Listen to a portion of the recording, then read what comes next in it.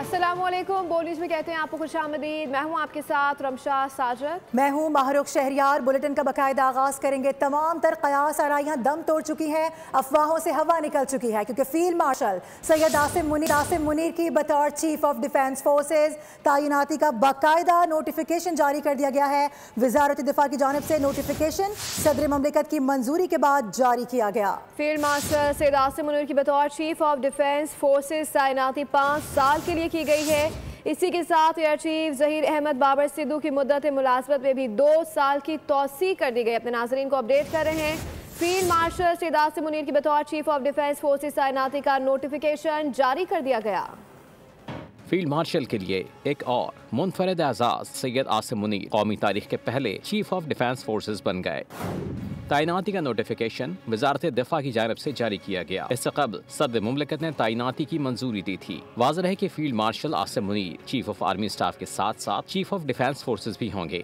की तैनाती 5 साल के लिए की गई है। सदर मुमलिकत ने air chief marshal Zaheer Ahmad Babar Sidhu की मुद्दत मुलाजमत में भी 2 साल की तौसी की मंजूरी दी। एलामिया के मुताबिक एयर चीफ की तौसी शुदा मुद्दत मुलाजमत 19 मार्च 2026 से शुरू होगी। ऐवान सदर में चीफ ऑफ डिफेंस फोर्सेज ने सहाफियों से गैर रस्मी गुफ्तगू की। कहा सब ठीक है, सब आपके सामने है, चीजें बेहतरी की जानिब जा रही हैं। पाकिस्तान यहाँ से अब ऊंची उड़ान की तरफ जाएगा। वज़ीर आज़म शहबाज शरीफ ने फील्ड मार्शल सैयद आसिम मुनीर की बतौर चीफ ऑफ आर्मी स्टाफ और चीफ ऑफ डिफेंस फोर्सेज तैनाती की समरी मंजूरी के बाद ऐवान सदर भिजवाई। और मुल्क की तारीख का पहला चीफ ऑफ डिफेंस फोर्सेज बनने पर सदर ममलिकत और वज़ीर आज़म समेत आला हुकाम ने फील्ड मार्शल सैयद आसिम मुनीर के लिए नेक तमन्नाओं का इजहार किया है। उम्मीद जाहिर की गई है कि उनकी ज़ेरे क़यादत पाक अफवाज नई बुलंदियों की जान। सदर मुमलिकत आसिफ जरदारी और वज़ीर आज़म शहबाज शरीफ ने फील्ड मार्शल सैयद आसिम मुनीर को पाकिस्तान का पहला चीफ ऑफ डिफेंस फोर्सेज तैनात होने पर मुबारकबाद पेश की।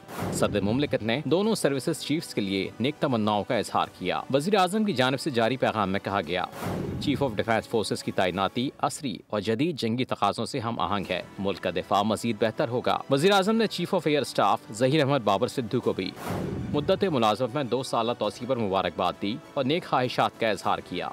स्पीकर कौमी असम्बली सरदार अयाज सादिक ने chief of army staff field marshal Syed Asim Munir को मुल्क के पहले चीफ ऑफ डिफेंस फोर्सेज के ओहदे पर तैनाती की मुबारकबाद दी। स्पीकर कौमी असम्बली ने फील्ड मार्शल के लिए नेक तमन्नाओं का इजहार किया। कहा तैनाती खुशाइंद है।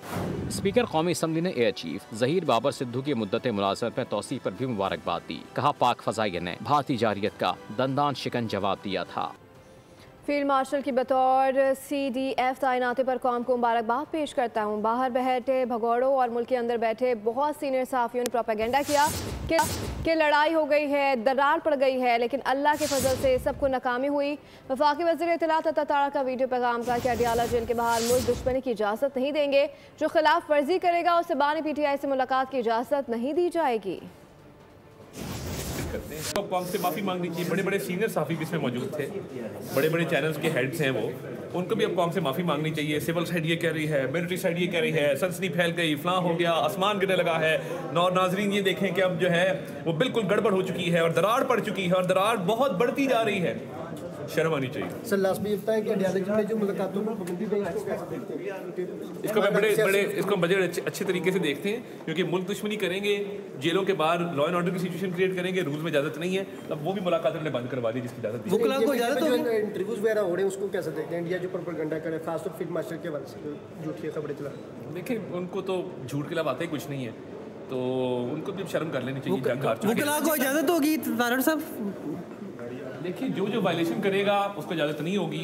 आगे देखते हैं क्या पता। अडियाला जेल अब रेड जोन करार समझा जाएगा। नहीं, रेड जोन तो नहीं है मगर बेशरम जोन जरूर है कि जहाँ पे झूठ भी बोला जाता है, मुल्क के साथ साजिशें भी की जाती हैं, इंडियन टीवी चैनल को इंटरव्यू भी दिया जाता है। बहुत शुक्रिया, थैंक यू। मुल्क दुश्मनों को अब रियासत जवाब देगी। बकवास करने वालों को जूते का सोल बनाएंगे। सेनेटर फैसल वावडा की बोल न्यूज़ से खुसूसी गुफ्तगू। फील्ड मार्शल की तकर्री को खुशाइन करार दिया। PTI को भी मशवरा दिया कि बेहतर है कि अपना किबला दुरुस्त कर लें, क्योंकि अब PTI का ना फ्रंट रहेगा ना फुट। 9 मई वालों को कैफर किरदार तक पहुँचाया जाएगा। बैरून मुल्क मौजूद दुश्मनों को आज से ही लगाम डाला जाएगा। फील्ड मार्शल आसिम मुनीर ने पाकिस्तान का झंडा बुलंद करके दिखा दिया है। पूरी कौम उनके साथ है।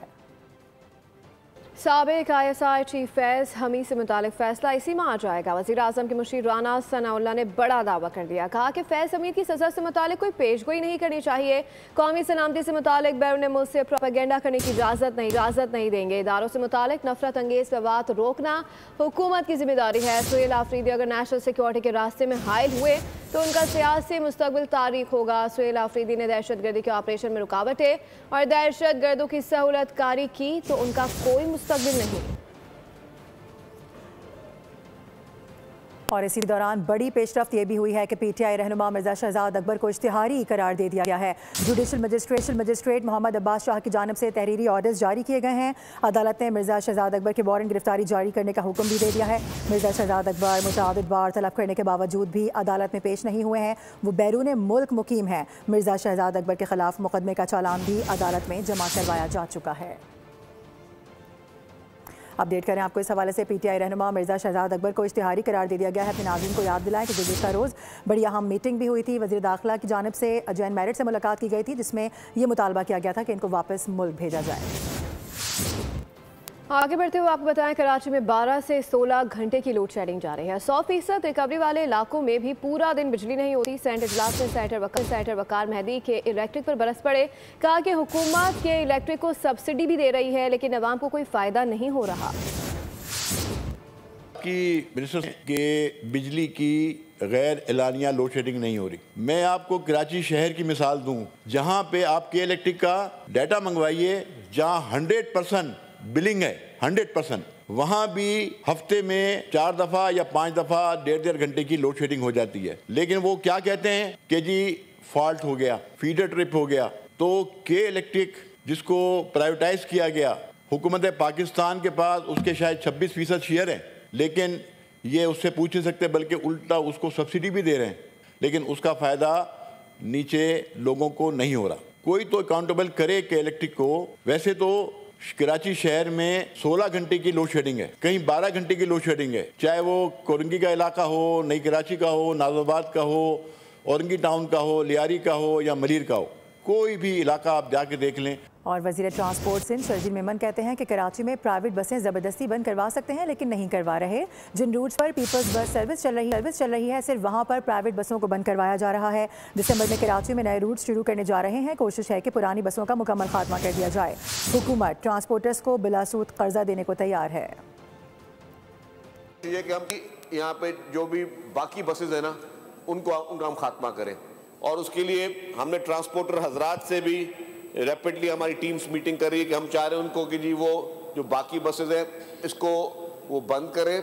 गवर्नमेंट उनको इंटरेस्ट फ्री लोन भी देने के लिए तैयार है कि वो जो नई बसेज हैं, जदीद बसेज हैं, इनका इस्तेमाल करें जिससे वो जो पुरानी बसेज हैं उनका आप यहाँ पे खात्मा हो। हम आज भी ज़बरदस्ती वो बसेज बंद करवा सकते। पीपल्स बस सर्विस या इस तरह की बसेज चला रहे हैं, उन रूट्स पे हम जो है वो बसेस बंद करवा रहे हैं। तो हमारी प्रायोरिटी यही है कि सिंध भर में जो है इस सर्विस को आगे बढ़ाया जाए। कराची में रवा साल गटर में गिर के 24 अफराद जाँ बाग हो गए। नन्हे इब्राहिम की हलाकत पर बहुत हंगामा हुआ। मेयर कराची ने माफ़ी भी मांगी लेकिन गटरों के ढक्कन नहीं लगे। शहर में खुले गटर अब भी किसी नए शिकार के मुंतजर हैं। बोल की नुमाइंदा मरियम हसन सोल्जर बाजार में मौजूद है, उनसे मजीद जानते हैं। जी मरियम, क्या सूरत हाल है शहर के मरकजी इलाके की? साल मेन होल के ढक्कन ना होने की वजह से तकरीबन 22 अफराद जो हैं वो जाँ बहक हो चुके हैं और इस वक्त हम सोल्जर बाज़ार में मौजूद हैं। सोल्जर बाज़ार में 1 नंबर से 3 नंबर तक कहाँ कितने मेन होल ऐसे हैं जहाँ पे ढक्कन मौजूद नहीं है, आइए आपको दिखा दें। सबसे पहले सोल्जर बाज़ार नंबर 1 पर 1, 2 और 3 मेन होल्स ऐसे हैं जहाँ पे गटर के ढक्कन मौजूद नहीं है और ये सामने ही चंद कदम के फासले पर एक स्कूल है जहाँ से छोटे छोटे बच्चे यहाँ से गुजरते हैं और किसी भी खौफनाक हादसे का जो है सबब यहाँ पर बन सकता है। ताहम आपको आगे के मनाज़िर दिखाते हैं, आइए हमारे साथ चलिए।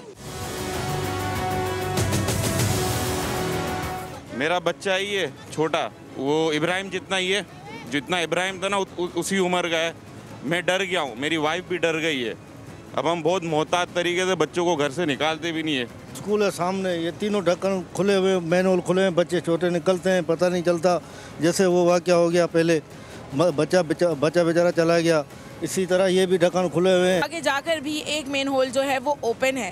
तो कुल मिलाकर सोल्जर बाजार नंबर 3 से सोल्जर बाजार नंबर 2 तक तकरीबन 5 मेन होल्स ऐसे हैं जो कि इस वक्त जो है वो ओपन है। अभी स्कूल की छुट्टी होगी तो यहाँ पे रश होगा, कोई रिक्शे वाला सुजुकी वाला बच्चों को उतार देगा, वो उतरते ही नाले में चला जाएगा। उसको तो नहीं पता, उतरते हुए बच्चे जल्दी से उतरते हैं सुजुकी से। मसला ये है कि ये काम नहीं करते, ना काम करने देते हैं, बिला जगह पैनिक पिलाते हैं। बारिश वगैरह होती है तो हम लोग नहीं भेजते हैं बच्चों को, इसलिए पता नहीं चलता है ना। और कभी कभार हम लेट हो जाते हैं तो स्कूल से जल्दी भी छुट्टी हो जाती है बच्चों को, और हम लोग को लेने को हमको यही डर होता है कि कोई गड्ढे में ना गिर जाए बच्चे। सोल्जर बाजार 1 नंबर से सोल्जर बाजार 3 तक तकरीबन 10 मेन होल्स ऐसे हैं जिन पर ढक्कन ही मौजूद नहीं है।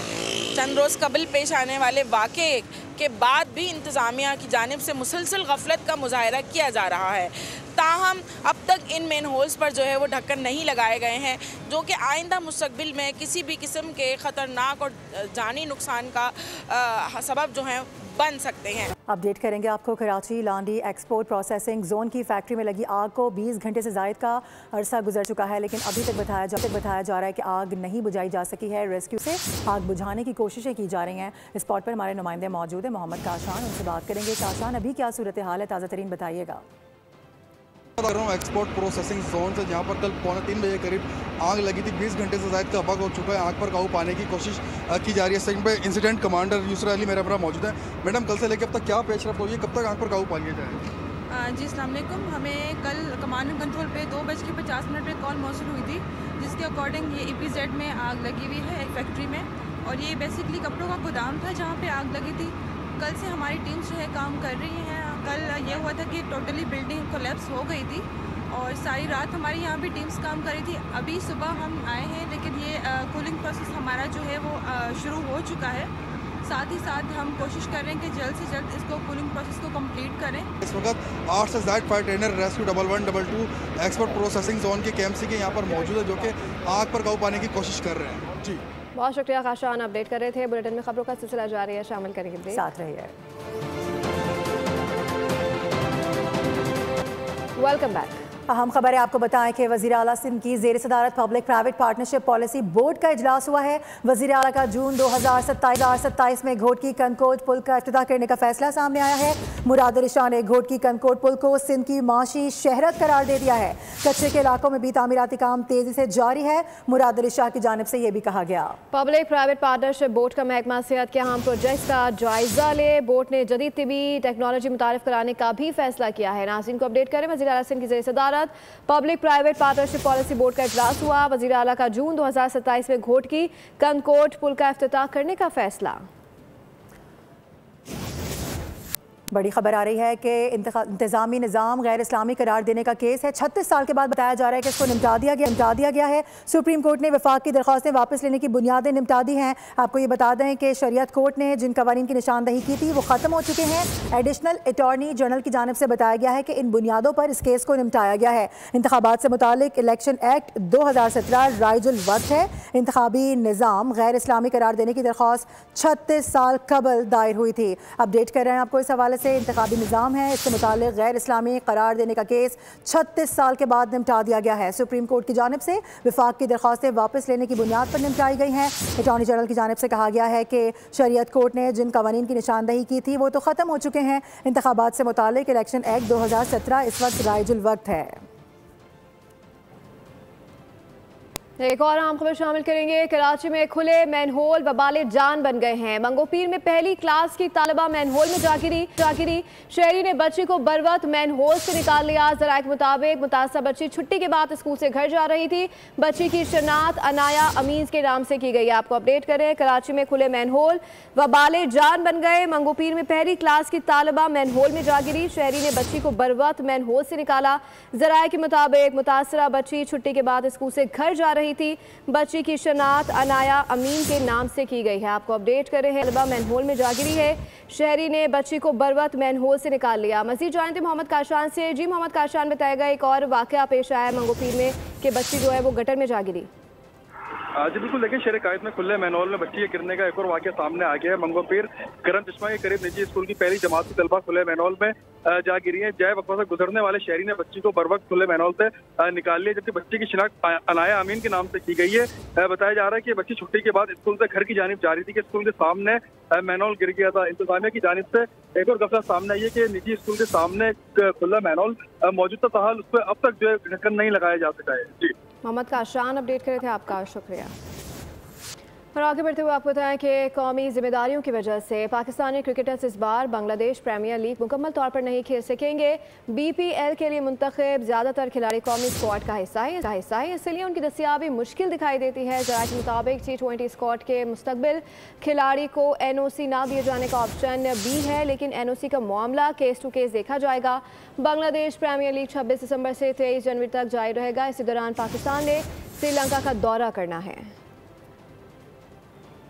अभी आपको लिए चलेंगे वफाकी वज़ीर इत्तलात व नशरियात अताउल्लाह तारड़ गुफ्तगू कर रहे हैं कि पाकिस्तान ने स्ट्रक्चरल चेंजेस करके और एक यूनिफाइड कमांड की है तमाम फोर्सेस की, और इससे जो जंग में हमें फतह मिली, हमने ईस्टर्न बॉर्डर भी सिक्योर किया, वेस्टर्न भी, और दुश्मन को जो मात हुई, मैं समझता हूँ कि ये अब एक उसकी भी मजबूती है आइंदा के लिए कि आइंदा दुश्मन जरूरत नहीं करेगा। इंटरव्यूज वगैरह हो रहे हैं, उसको कैसे देखें? इंडिया जो प्रोपेगेंडा कर रहा है, खासतौर फील्ड मार्शल के वक्त झूठ की खबरें चला, देखिए उनको तो झूठ के अलावा कुछ नहीं है, तो उनको तो शर्म कर लेनी मुकला को इजाजत होगी तारड़ साहब? देखिए जो वायलेशन करेगा उसको इजाजत नहीं होगी। अताउल्लाह तारड़ की जानिब से गुफ्तगू की जा रही है। सहाफ़ियों की जानिब से सवाल किया जा रहा है कि बानी PTI से मुलाकात की किसको इजाज़त होगी, तो उनकी जानिब से जवाब दिया गया कि जो भी खिलाफ वर्जी करेगा उसको मिलने नहीं दिया जाएगा। खुशाइंद खबर यह है कि पाकिस्तान सुपर लीग ने भारत में मकबूलियत का नया संग मील अबूर किया है। गूगल पर सबसे ज़्यादा सर्च किए जाने वाले स्पोर्ट्स इवेंट्स की फहरिस्त में शामिल हो गया है। गूगल ने 2025 में भारत में सबसे ज़्यादा सर्च किए जाने वाले स्पोर्ट्स इवेंट्स की फहरिस्त जारी की है। भारतीय सार्फिन ने आलमी इवेंट्स के साथ साथ PSL को भी गूगल पर नुमाया तौर पर सर्च किया। इसी के साथ बुलेटिन से फिल वक्त इतना ही। विजिट कीजिए bolnews.com और देखते रहिए बोल। सब्सक्राइब करें और बेल दबाएं ताकि कोई खबर रह न जाए।